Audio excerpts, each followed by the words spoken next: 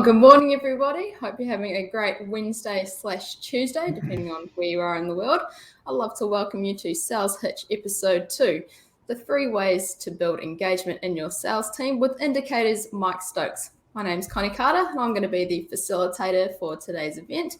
But before we get started, I want to introduce you to 2 very exceptional people. First up is our guest, Mike Stokes. He is the founder and CEO at Indicator, a sales performance leadership company based in New Zealand. And Jonathan Hubbard, he's the CEO at Numerik. And before we hook into it today, guys, I just want to give you a quick rundown of what we're going to be sharing. First up, Mike's going to be sharing his approach to building sales engagement in your team, and that includes his 3 engagement building steps, along with a little bit of a presentation just to give that nice visual aid. And along the way with that discussion, Jonathan and I will be jumping in to add questions and comments just to build a little bit more nuance into that discussion and provide any answers to questions that you might have. Now, if you do have a question, please don't hesitate to post whatever you'd like to say into the LinkedIn chat. I'll put that up on the screen and Mike, Jonathan, and I will answer it as best we can. Awesome. All right, with that out of the way, Mike, please share with us what we can do here and now to build sales engagement in our team. Sure. Okay, so let's jump into it, everyone. Good morning.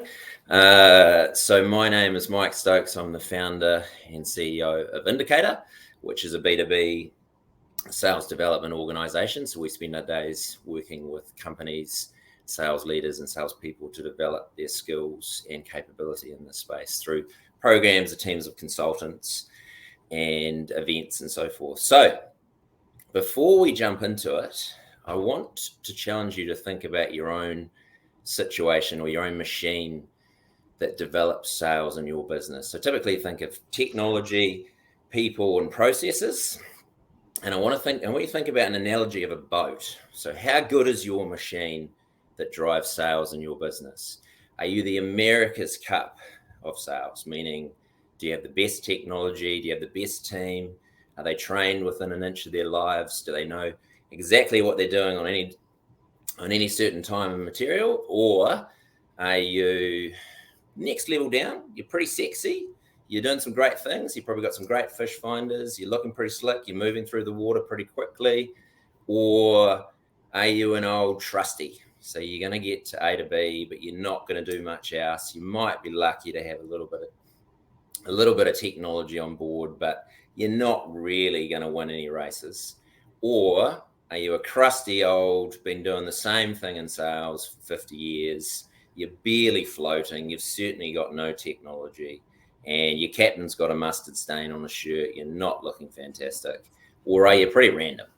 You're doing things all over the show. There's no consistency. You just really don't know what you're doing in sales. So I'd just like you to think about that for a moment, sort of think about which machine you are. And the reason why we ask this with engagement is for you to recognize that the best salespeople and want to work for the best companies that have the best systems and processes and technology. And having these all in play are a fantastic way to build engagement in your team. So just think about your own situation, and we're going to think about that as we go through this session. Right, so jumping into it, what is engagement? Well, engagement is a level of employees' commitment to their work and to their company. It's about, as a sales leader, we need to be building passion in our teams, getting them excited to get out of bed in the morning and to go and fight for the business. If they don't have engagement, your teams are likely to be listless and lethargic. They'll never reach any great heights, and you're likely to see churn in your sales team, which is pretty important these days. And engagement, when we think about engagement, it's really an output of good culture. So if you've got good things in place to enable and build good culture, things like values and how you look after your team, you're going to get engagement.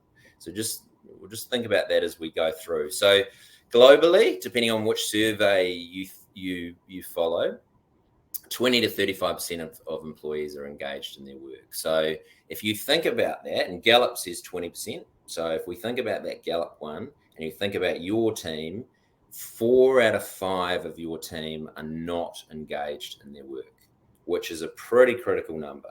And why is that so important? Well, I don't think we're going to focus too much on the stats here, but if you look at some of these, they're pretty considerable issues that we have if we don't have engagement in our business. So we can see that not having engagement or having engagement will reduce people being away, sick days, etc., etc. We can see it'll increase productivity. Critical one is, a significant number around your staff turnover. So having engagement will really look to reduce your staff turnover. Increase in customer ratings or customer experience, as you think about. And the big one for all of us in sales is a 20% increase in sales. So engagement is just absolutely critical. So Simon Sinek says customers will never love a company until the employees love it first, which is a pretty apt quote. And an even more famous person says that engagement is the currency of a good sales leader. So if you think about your role, one of your most important roles is to get engagement from your team. So every year, as an example, Indicator, we survey New Zealand sales leaders. And last year, we also included salespeople. And when we survey them, we're really wanting to understand, how's the year been? What are the biggest challenges they have? What are they expecting for the year ahead? And one of the questions we asked these salespeople was, what is the number one reasons why they stay in their role? And these are in order. So if we look at these, the top three are they love the company, and developing opportunities we're actually pretty even. So those two are pretty even in the top reasons why they stay in their company.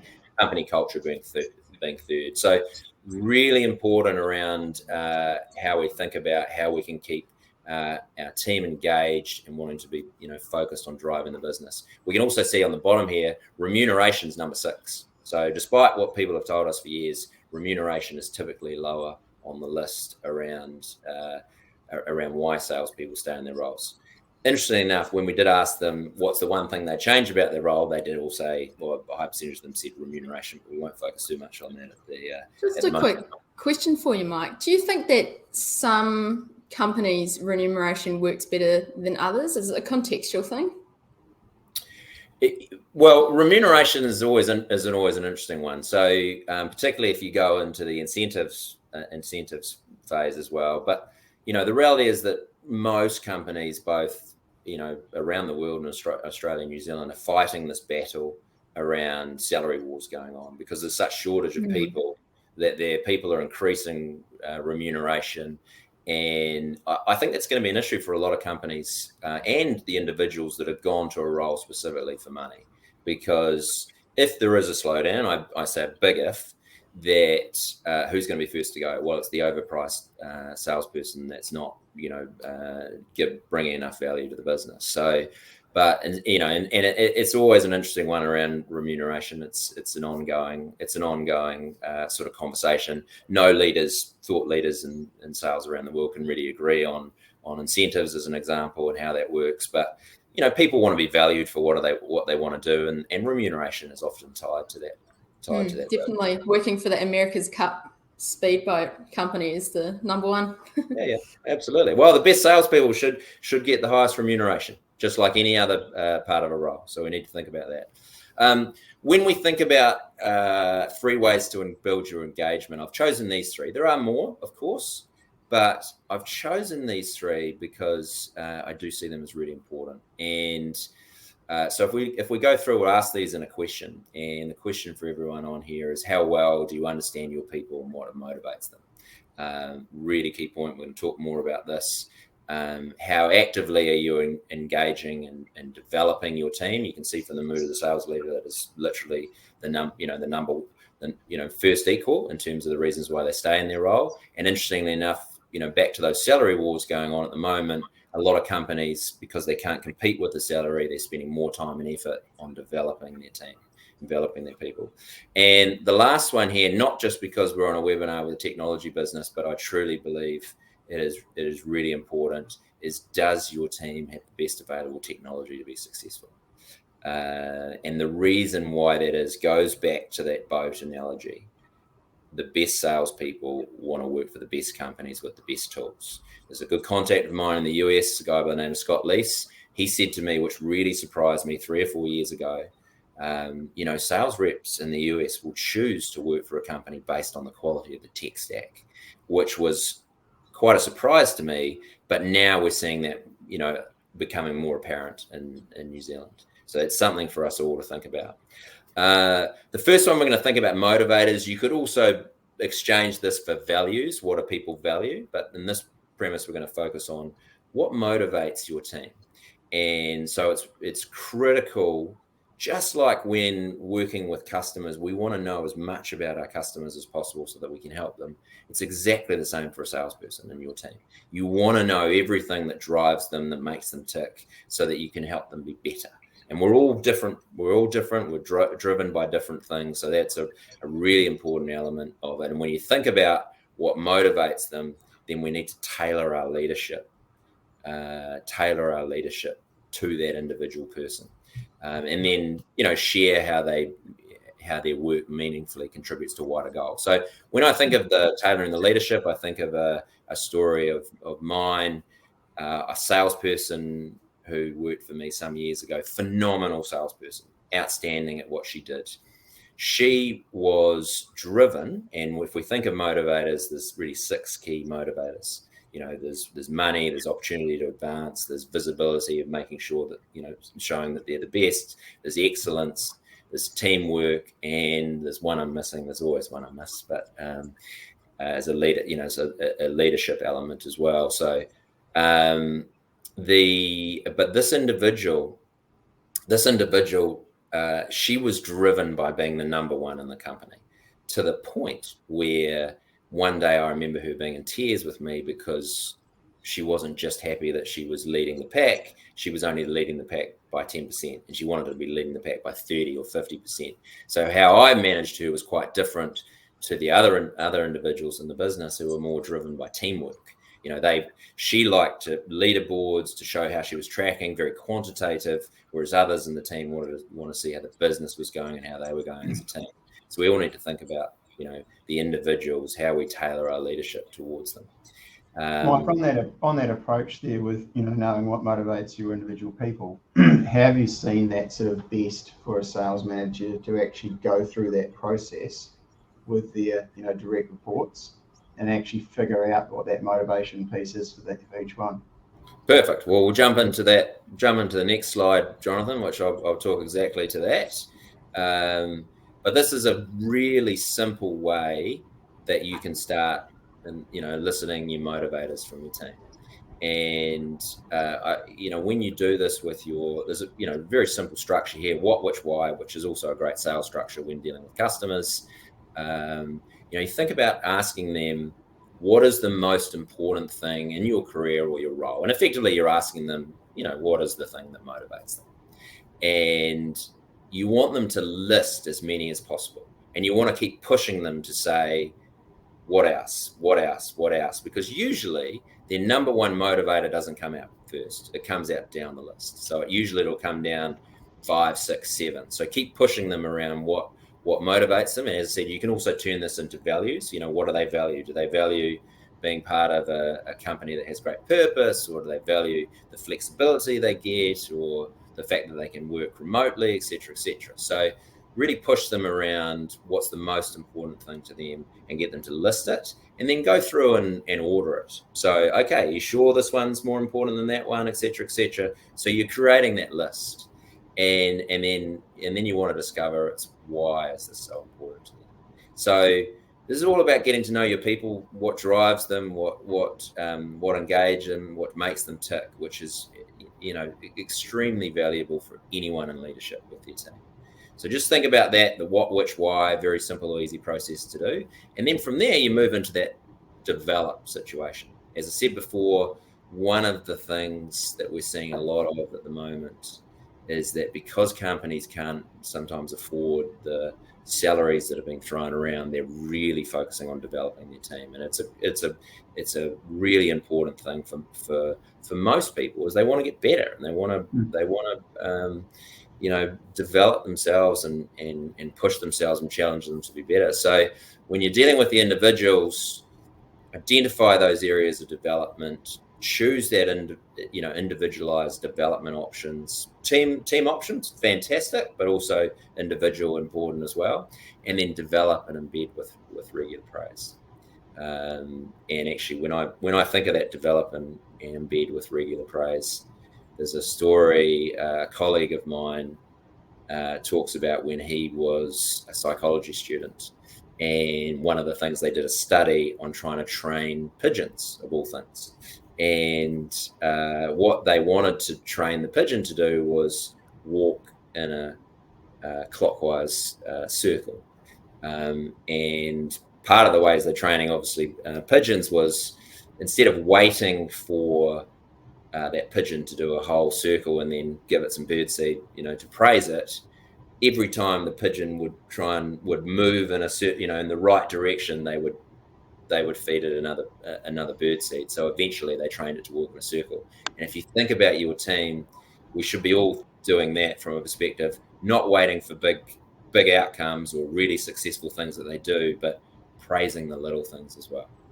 Praising those every time they do something, just keep praising it. I think you gave us a stat on that, didn't you, in terms of, how often you're doing the sort of, improvement versus praise. Yeah. It's 5 to 1 is an average. So depending on, there's many different studies that highlight, somewhere between 4 and 7 times to 1. But yeah, 5 to 1, which is pretty considerable. So, 5 praises to 1 sort of corrective feedback piece. And I think about it with my kids. I need to increase my praise levels for sure, as I'm sure many parents do. But yeah, that's a way that, because the most important thing that salespeople want from their sales leaders is they want to know that they've got their back.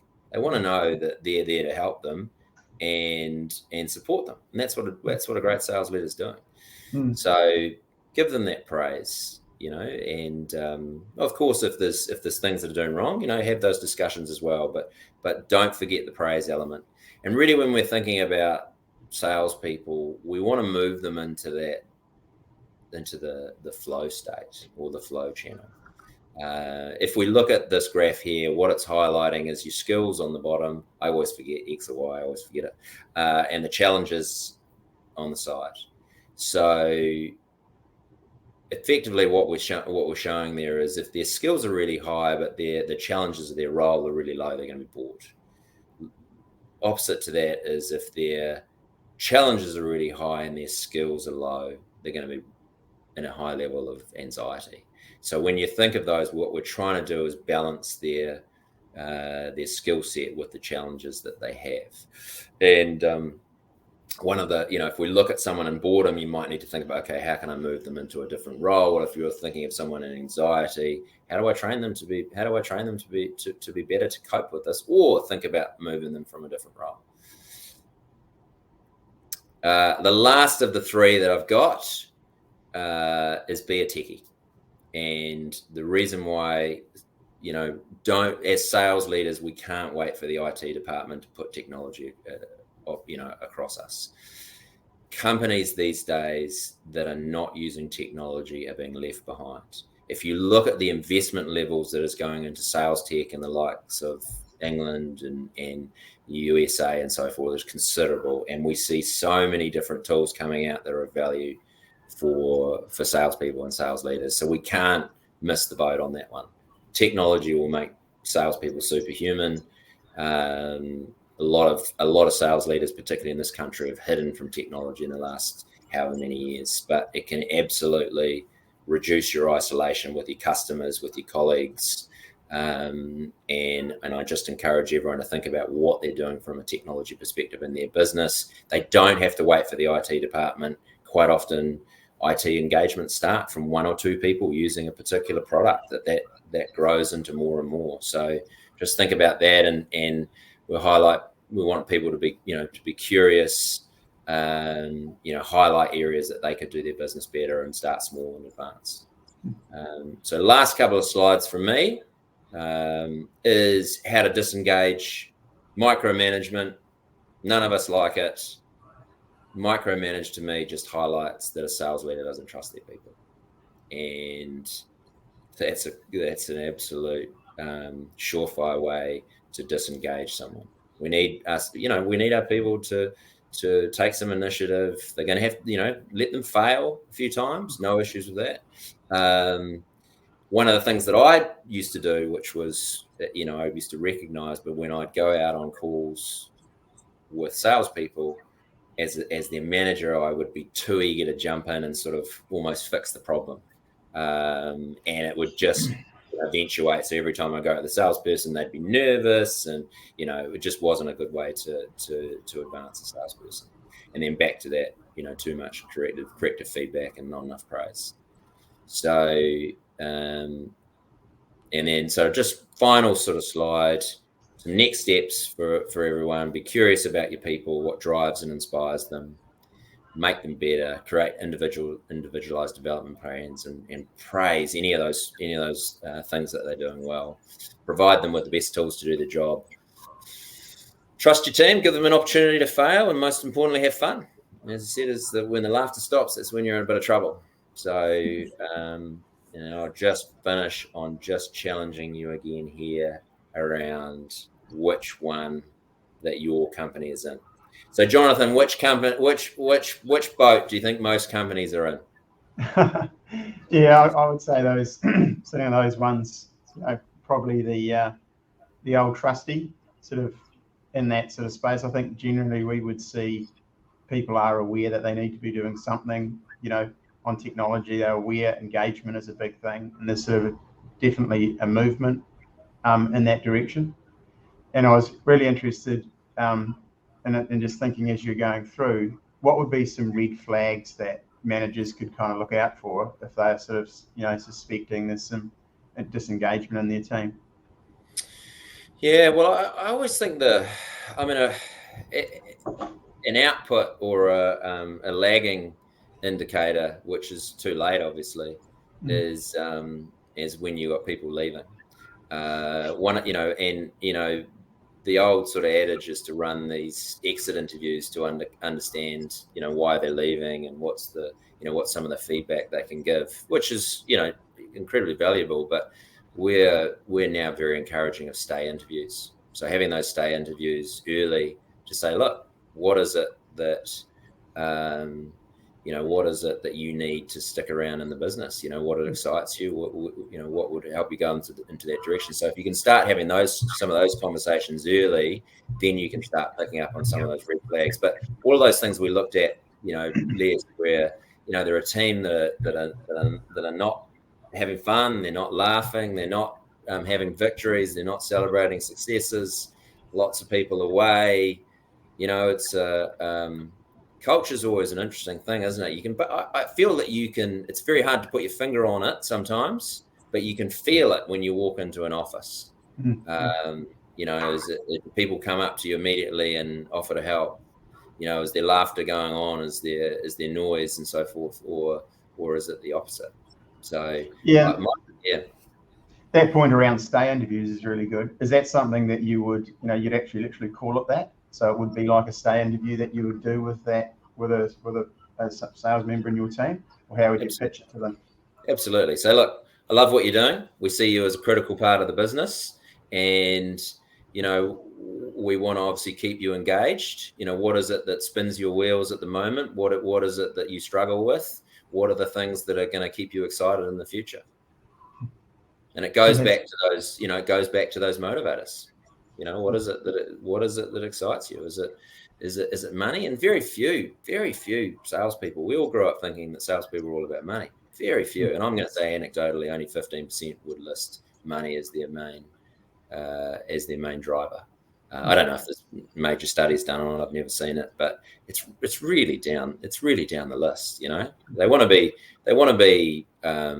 There's that lovely story of JFK visiting NASA. Who knows whether it's true or not? I don't know. But saying to the janitor, "What are you up to?" And the janitor says, "Well, I'm helping put a man on the moon." And so someone's done a great job on getting the janitor involved in the purpose. So purpose is obviously a key element, but having great leadership. Go for the brand, stay for the manager. Yes, I was thinking that. So really in this whole engagement thing, sales leaders have a big responsibility in it, don't they, in keeping their sales team engaged. Sales leader, I'm going to say that the sales leadership role is the toughest in business and one of the most important. I mean, I'm sure if you're an accountant, you can balance things all day, every day. But salespeople are not easy. You're really dealing with, when you're coaching a salesperson, you've got to coach the whole person, because what they have outside of work, that also comes into work. Really hard to be a fantastic salesperson if you're at a low ebb, right? So if you're not mentally and physically well, it's really hard. And as a sales leader, you're always on trial. How are your numbers going? You're often reporting into a CEO or someone that doesn't know a lot about sales leadership. You probably haven't had a lot of support in what true sales leadership is. Most of us fell into sales at one point in our lives, and then someone said, "Hey, you're good at sales, and you'll be good at sales leadership," and they're two entirely different functions. So it's a really hard role, and if all the sales leaders out there, I feel your pain. Yeah.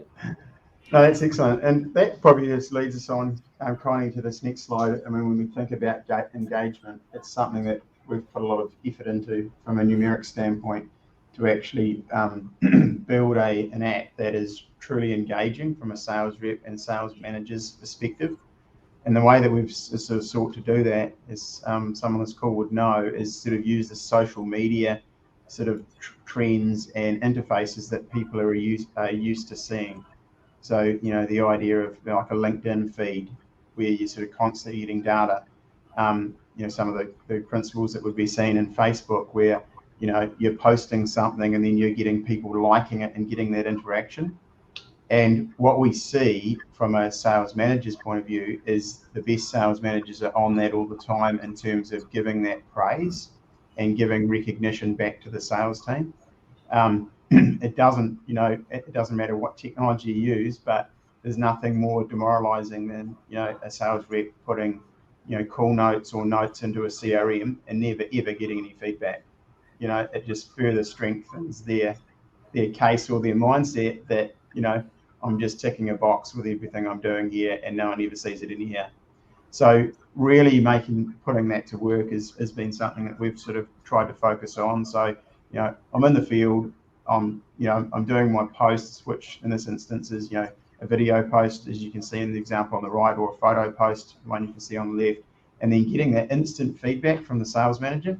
It really lights the fire and shows that, you're as a sales manager, you're massively invested and interested in what they're doing every day.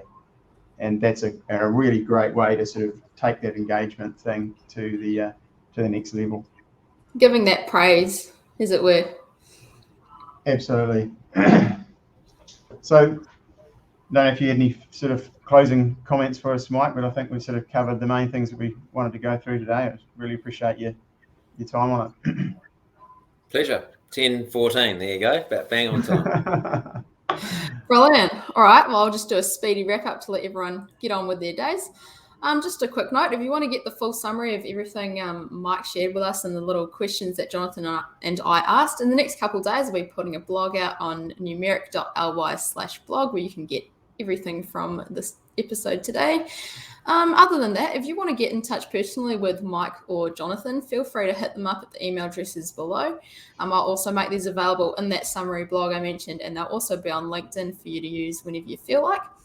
Other than that, thank you so much, everyone, for joining us. It was an absolute pleasure to talk to you, Mike. I loved everything you had to say, and it was awesome to see you again as well, Jonathan. I hope everyone has a really great rest of their day and a fantastic rest of their week. Awesome. All right. Goodbye, everybody. Thank you. Thank you.